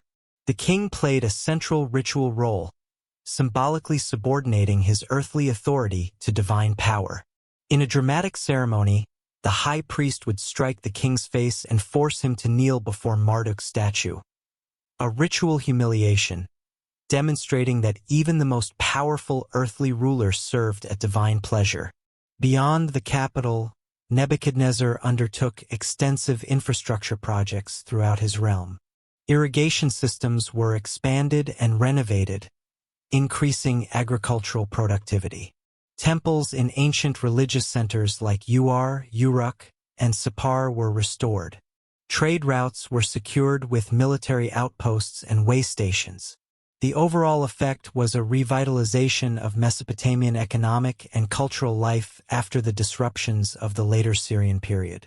Intellectually, the Babylonian period saw significant achievements, particularly in astronomy. Court scholars refined observational techniques developed over previous centuries, creating increasingly accurate methods for predicting celestial events. The motivation remained primarily religious, understanding divine intentions through celestial omens. But the mathematical sophistication involved laid foundations for later scientific astronomy. Literary culture flourished as well, with scribal schools maintaining ancient texts while creating new compositions. The Babylonian creation epic reached its final form during this period, synthesizing older traditions into a coherent theological statement about divine kingship and cosmic order. Historical texts recorded royal achievements, while practical manuals transmitted specialized knowledge in fields ranging from medicine to engineering. Extensive administrative records painted a picture of a complex economic system, combining state-managed resources with private enterprise. Temple and palace organizations controlled vast agricultural estates, workshops, and trade operations. Simultaneously, private families conducted independent businesses, with some developing into powerful banking houses that financed commercial ventures and agricultural development through sophisticated credit arrangements. Nebuchadnezzar's death in 562 BC revealed a hidden weakness in the seemingly mighty empire: the absence of institutional structures capable of managing succession and maintaining stability beyond the life of a dominant personality. His son, Amalmerduk, evil Merodach in biblical sources, ruled briefly before being overthrown by Neriglissar, a military officer who had married into the royal family. After Neriglissar's short reign, his young son was quickly deposed in favor of Nabonidus, whose relationship to the royal family remains unclear. This unusual figure would become the last native ruler of independent Babylon, presiding over its final years with policies that generated increasing internal opposition. Nabonidus showed particular devotion to Sin, the moon god, elevating this deity's status in ways that disturbed the powerful priests of Marduk who had enjoyed premier status under previous rulers. Even more controversially, Nabonidus spent 10 years of his 17-year reign in the Arabian oasis of Tema, leaving his son Belshazzar as regent in Babylon. The reasons for this extraordinary absence from the capital remain debated. Perhaps commercial interests, religious motivations, or health concerns played roles. Whatever the explanation, this unprecedented arrangement weakened central authority and alienated key constituencies within Babylonian society. The priests of Marduk, aristocratic families, and urban elites grew increasingly dissatisfied with what they viewed as religious deviation and neglect of traditional ceremonies. Meanwhile, a new power was rising beyond the empire's eastern borders. The Persians, led by Cyrus II, later called the Great, had been consolidating control over the Iranian plateau, overthrowing their former Median overlords and creating a formidable new kingdom. In 539 BC, Persian forces approached Babylon after defeating outlying garrisons.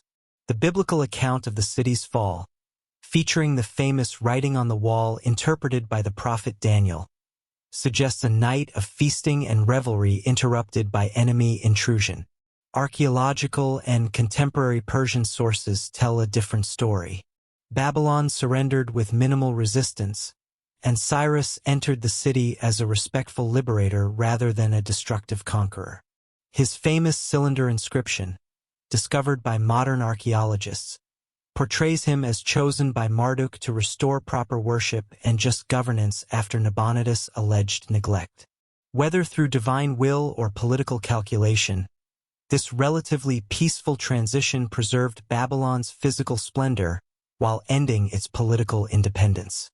The Neo-Babylonian Empire became a wealthy province within the even larger Persian Empire, which would establish new paradigms for multicultural governance.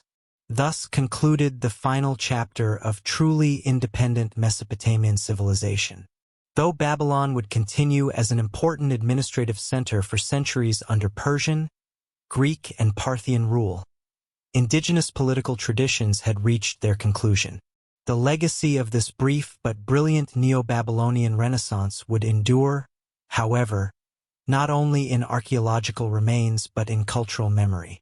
From biblical narratives of exile and prophetic visions, to Greek historical accounts, from the wonders of the ancient world, to the symbolic power of Babylon in art and literature across millennia. The year 539 BC marked a pivotal transition in Mesopotamian history. After 3 millennia of indigenous rule punctuated by occasional outside invasions, the region between the rivers would now become part of a vast multicultural empire centered outside its traditional boundaries. This transformation began not with violent destruction but with a remarkably peaceful transfer of power that preserved Babylon's physical grandeur while forever altering its political status.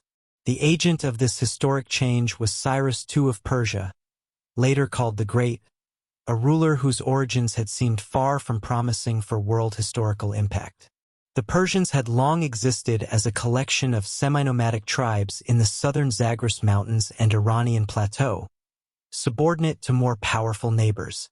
Under the leadership of Cyrus' ancestors, the Achaemenid clan had established a small kingdom centered on Anshan in southwestern Iran, nominally subject to Median overlordship. Cyrus' rise to power began with his overthrow of the Median Empire around 550 BC. According to the Greek historian Herodotus, Cyrus had been raised in secrecy after his maternal grandfather, the Median king Astyages, had dreamed that his grandson would usurp him. Despite attempts to eliminate the threat, the young man survived to fulfill the prophecy, overthrowing his grandfather and claiming the Median territories. With stunning rapidity, Cyrus transformed this initial success into a campaign of unprecedented conquest. Within a single decade, he gained control over most of Western Asia, incorporating the wealthy kingdom of Lydia in Anatolia, the Greek cities of the Ionian coast, and various regions of the Iranian plateau. His military achievements combined innovative tactics with strategic flexibility, but perhaps his most distinctive characteristic was his approach to conquered peoples. Unlike earlier conquerors who imposed their cultural and religious practices while suppressing local traditions, Cyrus developed a revolutionary policy of cultural and religious tolerance. Conquered peoples retained their customs, local administrative systems, and religious practices. Persian imperial strategy focused on ensuring loyalty and tribute flow, while otherwise minimizing disruption to local societies. As this formidable new power expanded westward, the last Neo-Babylonian king, Nabonidus, found himself increasingly isolated politically and militarily.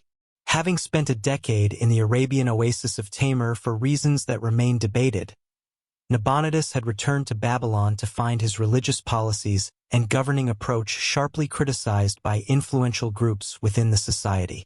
His particular devotion to Sin, the moon god, had alienated the powerful priesthood of Marduk, traditionally Babylon's patron deity. His apparent neglect of certain religious festivals, particularly the crucial New Year's celebration, generated theological concerns about cosmic order. Meanwhile, various conquered peoples within the Babylonian realm harbored resentments over restrictive policies, creating potential allies for any invader promising more tolerant rule.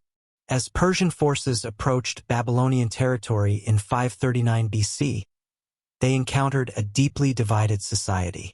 Some frontier garrisons resisted, while others quickly surrendered. Nabonidus gathered troops to meet the threat, but the expected decisive battle never materialized. Instead, Persian forces, under the command of Cyrus' general Ugbaru, conducted a brilliant maneuver, diverting river waters to lower the Euphrates enough for troops to enter Babylon beneath its massive walls. The Nabonidus Chronicle, a contemporary Babylonian text, describes the city's fall in remarkably undramatic terms. In the month of Tashritu, when Cyrus attacked the army of Akkad in Opis on the Tigris, the inhabitants of Akkad revolted, but he massacred the confused inhabitants. The 14th day, Sippar was seized without battle. Nabonidus fled. The 16th day, Ugbaru, governor of Gudium, and the army of Cyrus entered Babylon without battle. Afterward, Nabonidus was arrested in Babylon when he returned. This account, with its emphasis on without battle, contrasts sharply with the catastrophic destructions that had ended many previous Mesopotamian regimes. The famous biblical account in the Book of Daniel, featuring the disembodied hand writing mysterious words on the palace wall during Belshazzar's feast, adds dramatic elements but similarly emphasizes the city's fall without significant resistance. Cyrus himself arrived in Babylon shortly after its capture and implemented policies that would define Persian imperial governance for centuries. Rather than positioning himself as a foreign conqueror, he claimed the traditional Babylonian royal titles and portrayed himself as the legitimate successor to the ancient throne, chosen by Marduk to restore proper religious observance and just rule after Nabonidus' alleged failures. The Cyrus cylinder, a clay barrel inscribed with the official Persian version of these events, represents one of history's earliest declarations of human rights policies.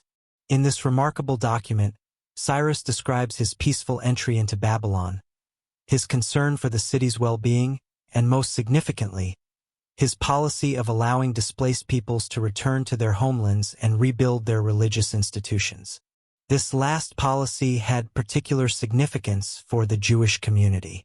The biblical books of Ezra and Chronicles record that Cyrus issued a decree specifically allowing the Jewish exiles in Babylon to return to Jerusalem and rebuild their temple with expenses paid from the royal treasury.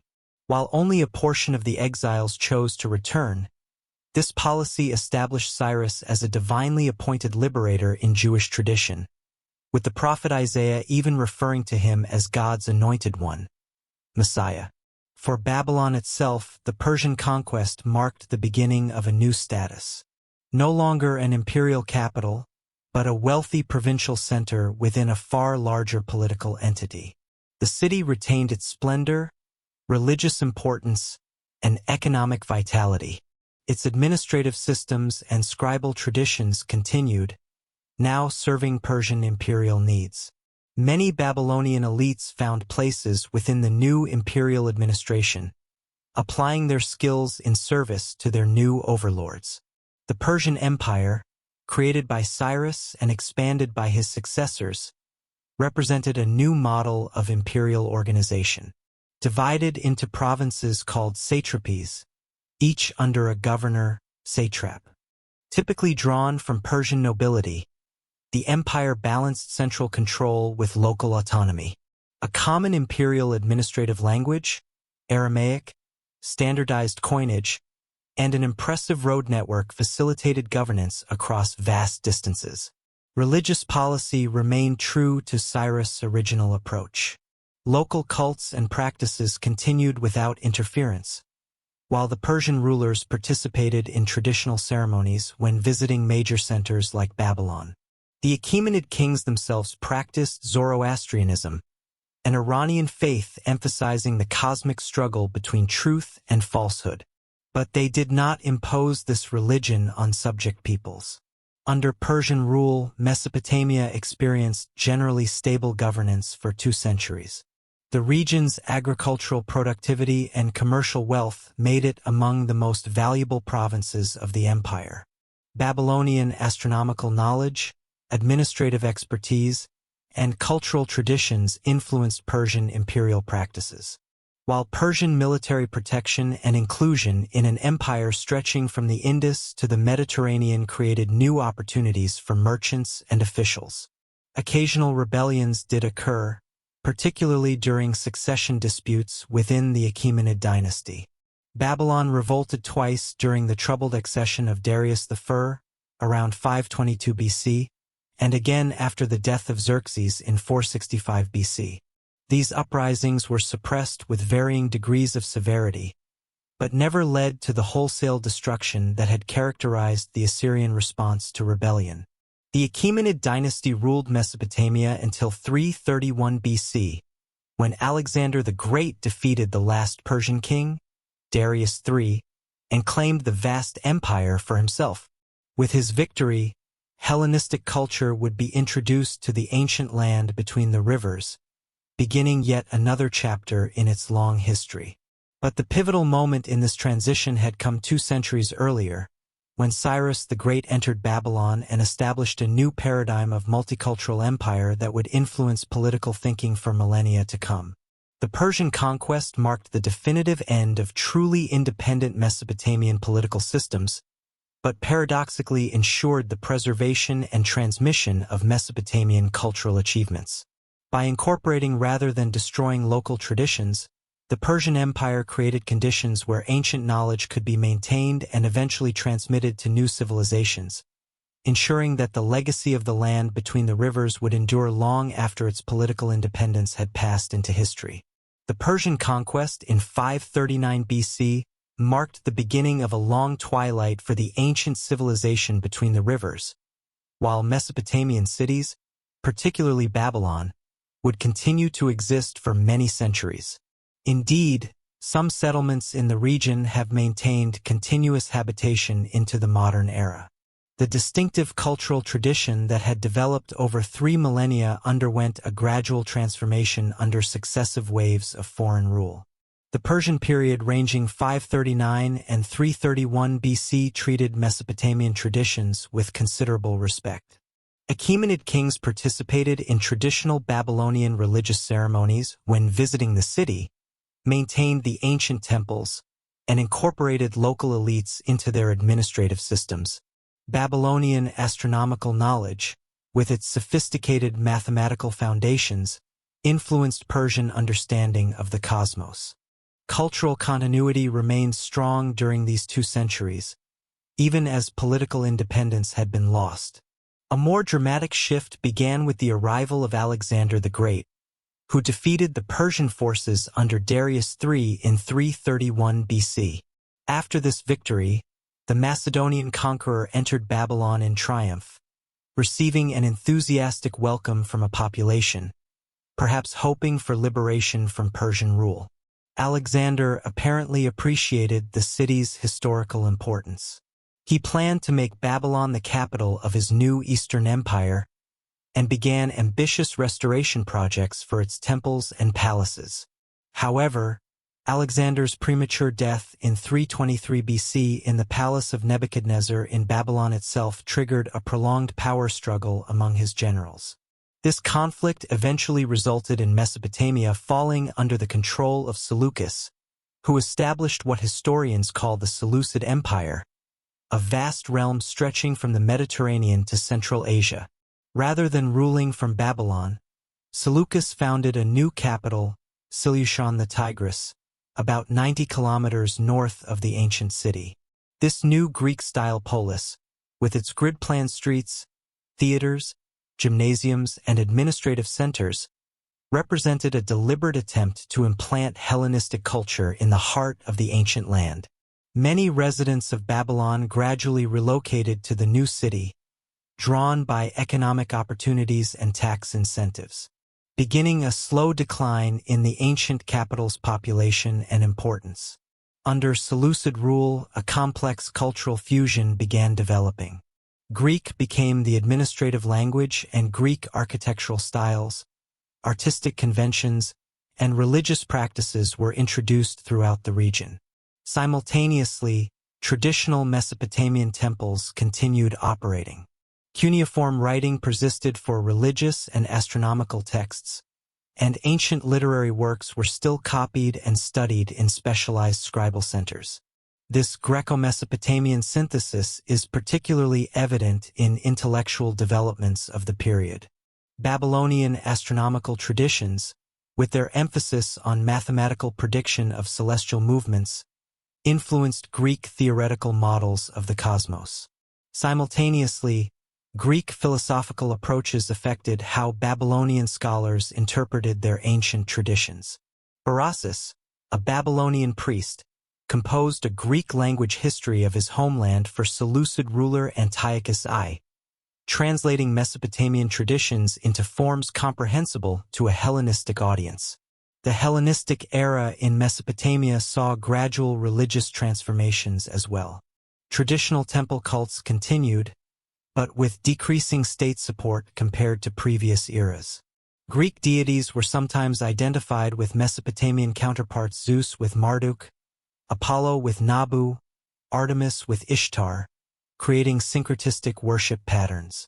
Simultaneously, new religious movements, including Eastern mystery cults, philosophical schools, and astral religions, gained adherents in the cosmopolitan cities of the region. Political control shifted again in the late Seleucid period as the empire weakened through internal dynastic conflicts and external pressures. The Parthians, an Iranian people from Central Asia, gradually expanded westward, capturing the eastern provinces of the Seleucid realm and eventually taking Mesopotamia itself around 141 BC. Their arrival marked another stage in the region's transformation. The Parthian period represented a partial return to Eastern cultural patterns after the Hellenistic interlude. While Greek remained an important administrative and cultural language, Aramaic gained increasing prominence, and Iranian cultural elements became more visible in art and royal ideology. The Parthians followed a decentralized governing approach, allowing considerable autonomy to local authorities, including Greek-style city councils and traditional temple administrations. During this era, Babylon continued its slow decline, though still inhabited and maintaining some religious significance. It had been eclipsed by newer urban centers. Seleucia on the Tigris flourished as the region's primary city, with Ctesiphon across the river emerging as the Parthian administrative center. Uruk, one of the oldest Mesopotamian cities, maintained surprising vitality, with its main temple complex dedicated to Ishtar remaining active well into the Parthian period. Culturally, the Parthian era saw the final phases of cuneiform writing, which had been the primary script of Mesopotamia for over 3,000 years. The latest known cuneiform astronomical text dates to AD 75, while the latest precisely dated literary text comes from 35 BC. This gradual abandonment of the ancient writing system marked a decisive break in cultural continuity. Though many Mesopotamian traditions continued in translated forms or through oral transmission, religious developments during this period included the spread of Judaism throughout Mesopotamia, with important communities developing in major cities. The Babylonian Jewish community descended from those who had remained after the Persian authorized return to Jerusalem became increasingly influential in Jewish religious thought. The beginnings of what would later develop into the Babylonian Talmud, a massive collection of rabbinic discussions on Jewish law and ethics, took shape during these centuries. The final major imperial transition came when the Sasanian Persians overthrew Parthian rule in AD 224. Establishing a more centralized and assertive Iranian state. Under Sasanian governance AD 224 to 651 in Mesopotamia, Zoroastrianism received strong state support, occasionally resulting in pressure on other religious communities.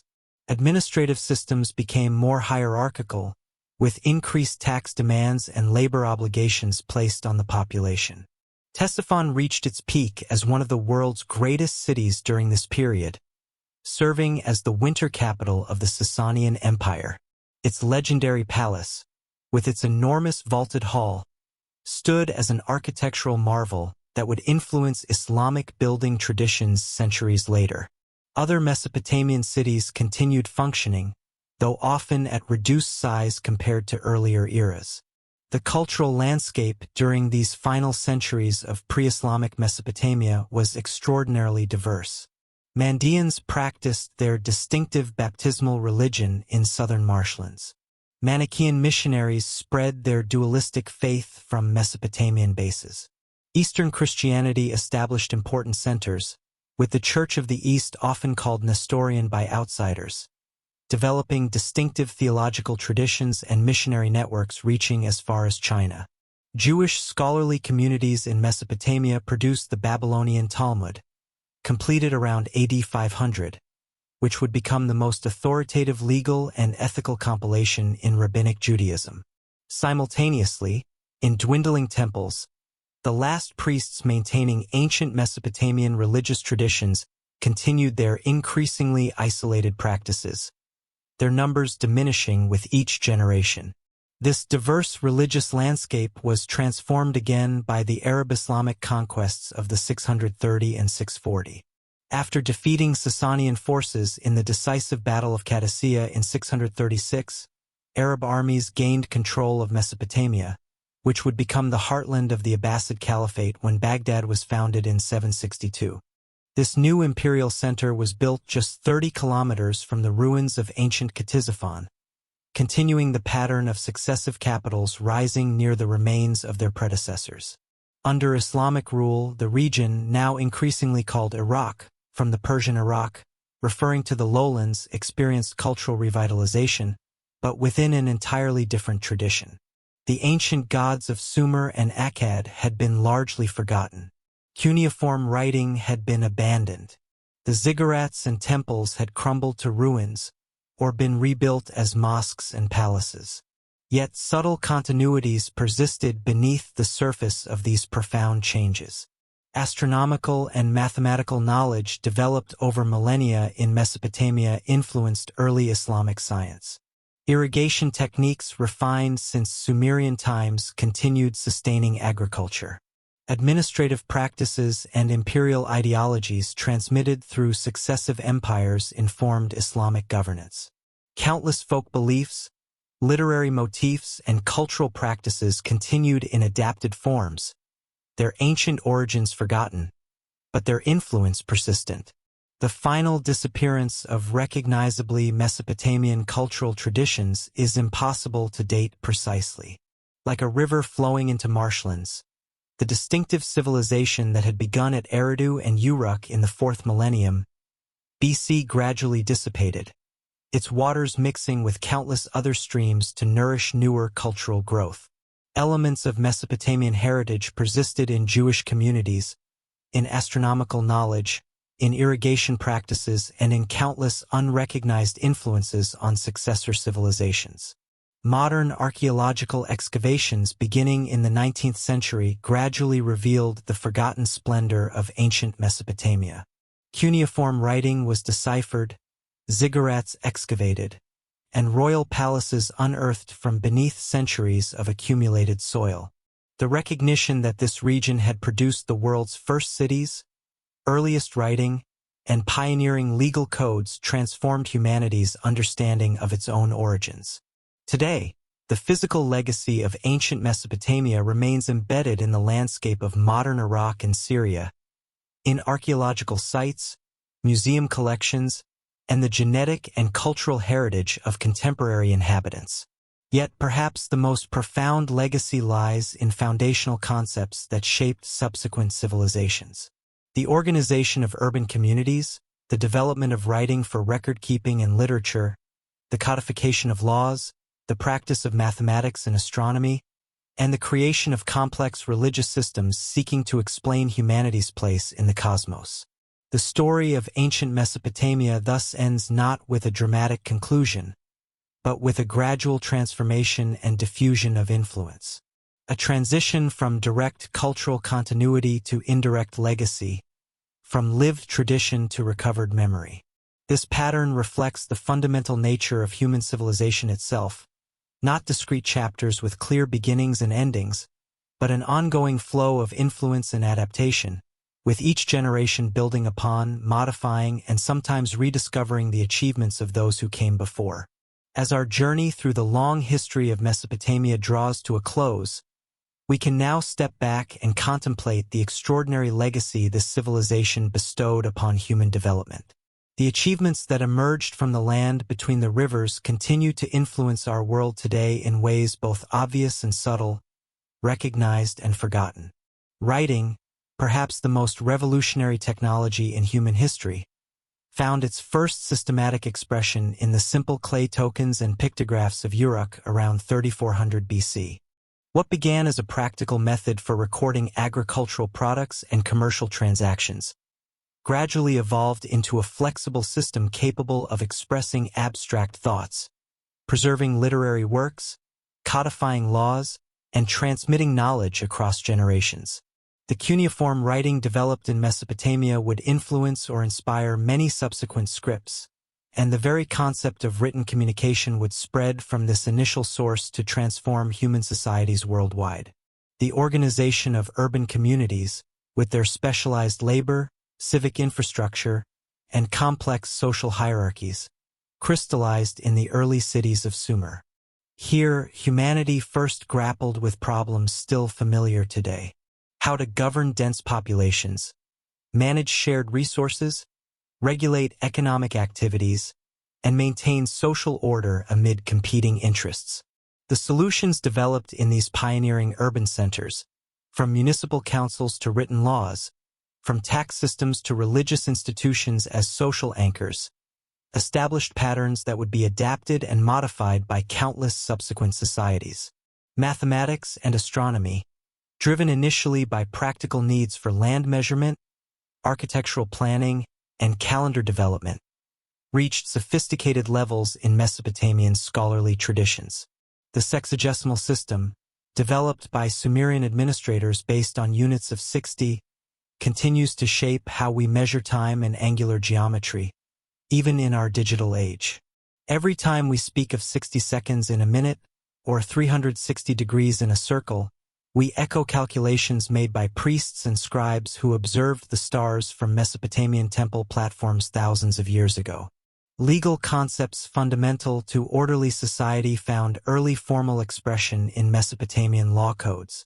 From Anemu to Hammurabi, these collections established principles of justice, procedures for resolving disputes, standards for commercial transactions, and protections for various social classes. While often harsh by modern standards, these codes represented a revolutionary advance. The concept that law should be publicly known, consistently applied, and derived from something beyond the ruler's momentary whim. This principle of established law, rather than arbitrary authority, underlies all modern legal systems. Religious and mythological frameworks developed in Mesopotamia influenced subsequent theological thinking throughout the Middle East and beyond. The flood narrative in the Epic of Gilgamesh bears striking parallels to later biblical accounts. Concepts of divine justice, cosmic order versus chaos, and humanity's relationship with supernatural forces found expression in Mesopotamian religious texts that would echo through later faith traditions. Even aspects of religious practice, from priestly hierarchies to ritual purification, from sacred architecture to theological speculation, show influences traceable to Mesopotamian origins. Technological innovations from this ancient land transformed daily life and economic possibilities. Irrigation systems developed by Sumerian farmers allowed agriculture to flourish in semi-arid environments, dramatically increasing food production. The potter's wheel revolutionized ceramic manufacturing. Advances in metallurgy progressed from simple copper tools to sophisticated bronze alloys. Wheeled vehicles changed transportation possibilities. Glass production, textile manufacturing, and countless other crafts reached levels of refinement that would influence subsequent civilizations across multiple continents. Political organizations from city-states to territorial empires found early expression between the Tigris and Euphrates, the tensions between local autonomy and central authority, between traditional practices and administrative efficiency, between diverse populations and unifying governance. All these fundamental political challenges were confronted by Mesopotamian rulers from Sargon to Nebuchadnezzar. Their experiments in statecraft, both successful and failed, provided models and cautionary tales for subsequent political systems across the ancient world. Literary forms exploring fundamental human questions emerged in the world's earliest known creative texts. The Epic of Gilgamesh confronts mortality, friendship, and the search for meaning in the face of inevitable death.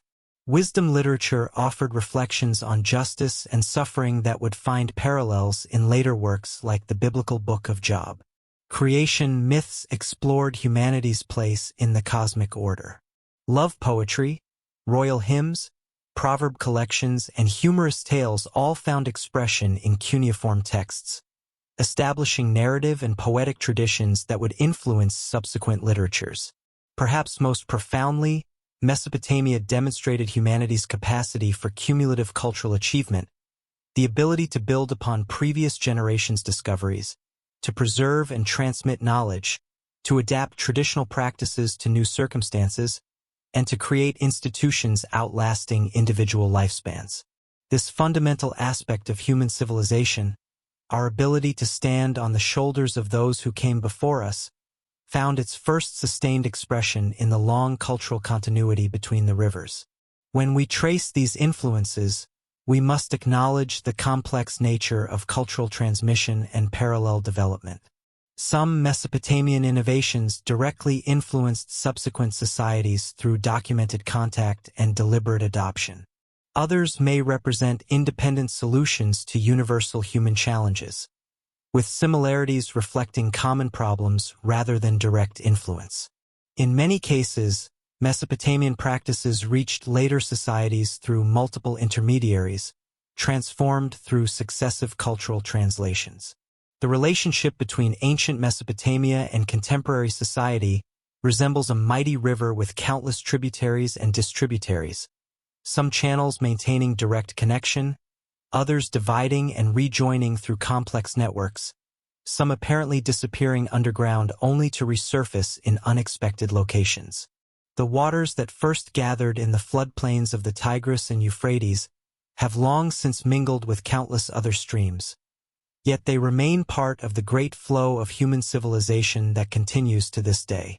As modern inhabitants of a world shaped by electricity, digital communication, and space exploration, we might easily dismiss these ancient achievements as primitive or irrelevant. Yet the fundamental challenges of human existence, creating sustainable food systems, establishing just societies, understanding our place in the cosmos, expressing our hopes and fears through art and contemplating our mortality, remain as pressing today as they were for the inhabitants of Uruk or Babylon. The story of Mesopotamia reminds us that civilization is not a possession, but a process. Not an achievement, but an ongoing project. It began long before any of us were born, and will continue long after we have returned to dust. We are inheritors of traditions, innovations, and wisdom accumulated over thousands of years, with roots reaching back to those first farmers who settled beside the ancient rivers and began humanity's great experiment in creating something larger and more enduring than individual human lives. As we conclude our journey through the story of ancient Mesopotamia, we can appreciate how these distant ancestors, despite the vast gulf of time separating us, grappled with challenges recognizable to our modern sensibilities in their triumphs and failures. Their wisdom and blindness, their courage and cruelty, we can recognize reflections of our own humanity, reminding us that though the specific forms of civilization change dramatically across millennia, the fundamental human experiences of love and fear, wonder and uncertainty, creation and destruction remain remarkably constant. The legacy of Mesopotamia lives on in our minutes and hours, in our written words, in our cities and laws, in our religious concepts and scientific inquiry, and in our continuing effort to find meaning and create beauty in a world that, like the unpredictable floods of the ancient rivers, remains perpetually changing and eternally challenging.